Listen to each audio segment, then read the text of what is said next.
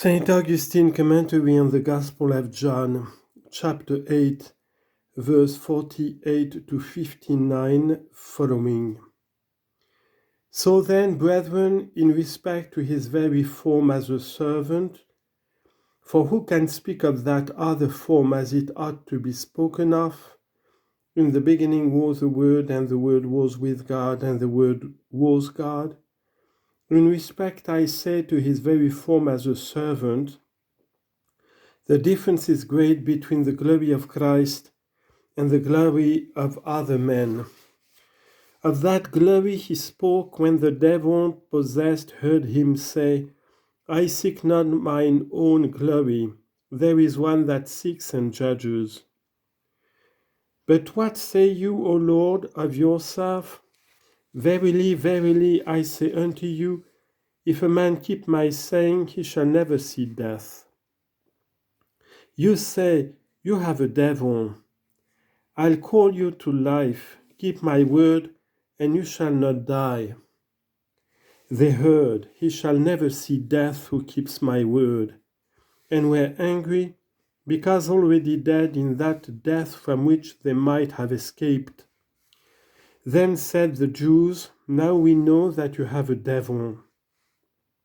Abraham is dead, and the prophets, and you say, if a man keep my saying, he shall never taste of death. See how Scripture speaks, he shall not see, that is, taste of death. He shall see death, he shall taste of death. Who sees, who tastes? What eyes has a man to see with when he dies? When death at its coming shuts up those very eyes from seeing aught, how is it said, he shall not see death? With what palate also and with what jaws can death be tasted, that its savour may be discovered? When it takes every sense away, what will remain in the palate? But here he will see and he will taste, are used for that which is really the case, he will know by experience.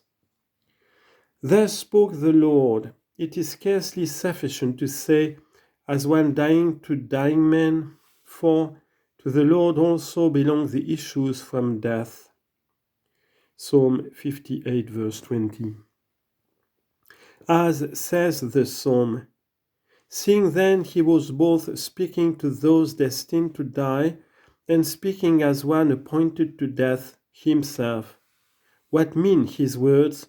He who keeps my saying shall never see death, save that the Lord saw another death from which he was come to deliver us, the second death, death eternal, the death of hell. The death of damnation with the devil and his angels. This is real death, for that other is only a removal. What is that other death? The leaving of the body, the laying down of a heavy burden, provided another burden be not carried away to drag the man headlong to hell.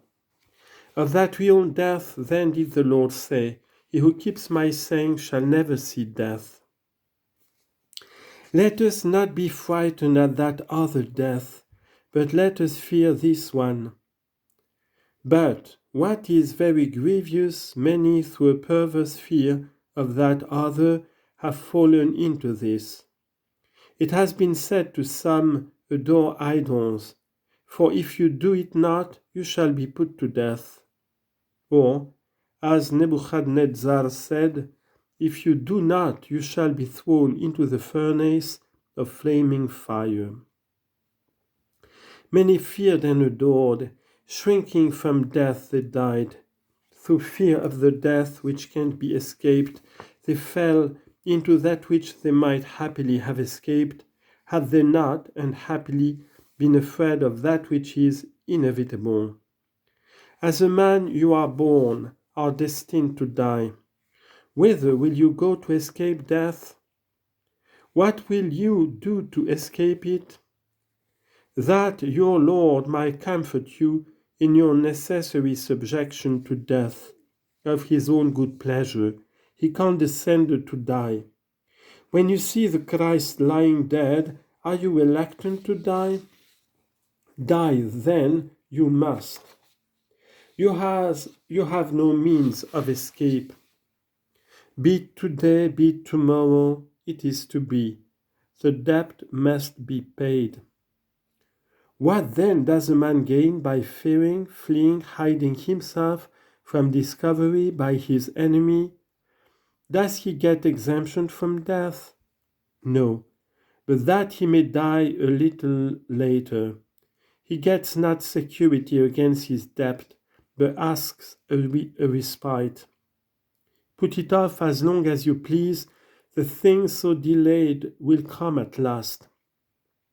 Let us fear that death which the three men feared when they said to the king, God is able to deliver us even from that flame, and if not, Daniel chapter 3 verse 16 to 18. There was there the fear of that death which the Lord now threatens when they said, but also if he be not willing openly to deliver us, he can crown us with victory in secret. Whence also the Lord, when on the eve of appointing martyrs and becoming the head martyr himself said, be not afraid of them that kill the body, and after that have no more that they can do. How have they no more that they can do?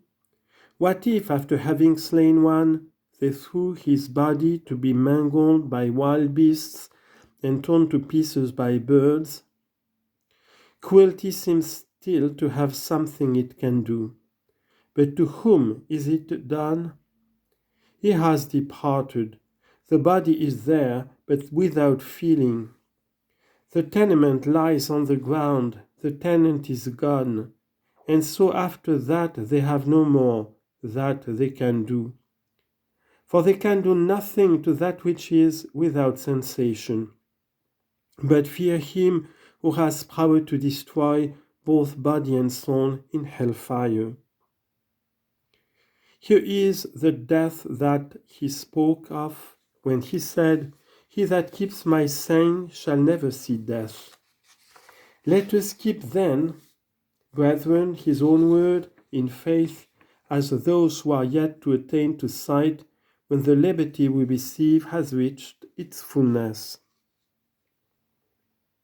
But those men indignant yet dead, and predestinated to death eternal, answered with insults and said, now we know that you have a devil. Abraham is dead and the prophets, but not in that death which the Lord meant to be understood was either Abraham dead or the prophets. For these were dead, and yet they live. Those others were alive, and yet they had died. For replying in a certain place to the Sadducees, when they stirred the question of the resurrection, the Lord himself spoke thus, but as touching the resurrection of the dead, have you not read how the Lord said to Moses from the bush, I am the God of Abraham, and the God of Isaac, and the God of Jacob? Is he not the God of the dead, but of the living? Matthew chapter 22, verse 31 and 32, Exodus chapter 3, verse 6. If then they live, let us labor so to live, that after death we may be able to live with them.